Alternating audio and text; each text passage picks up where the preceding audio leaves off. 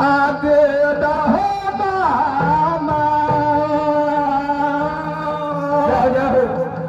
अल्लाह रहे तो तेरा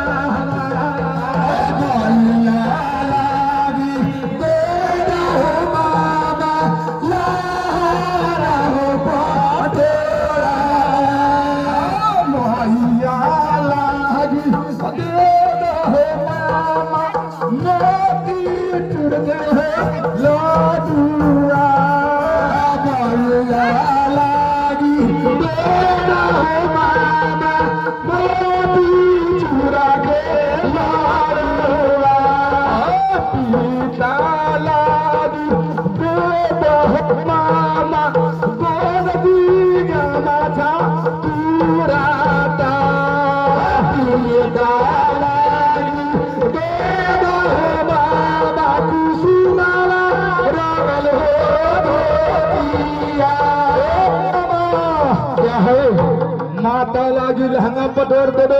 हाँ पिता के लिए हमरे कुसुमिया रंगल धोती दे दो। हाँ हो मोती चूर के लड्डू दे दो। हाँ हमारा के दे दो मामा गोरिया के भारा गाड़ी के तोरा चलते लोग भीख मांग ले गाड़ी। हाँ गाड़ी के भाड़ा नहीं खे भाड़ा न दे तो जाएंगे ना तो भाड़ा बांग्लादेश से रखा भाड़ा दे दो जल्दी हमको पालापुर बहुत दूर है।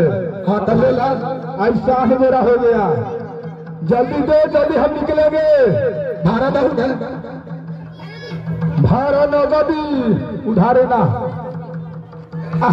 हमारा मामा गोरी भाड़ा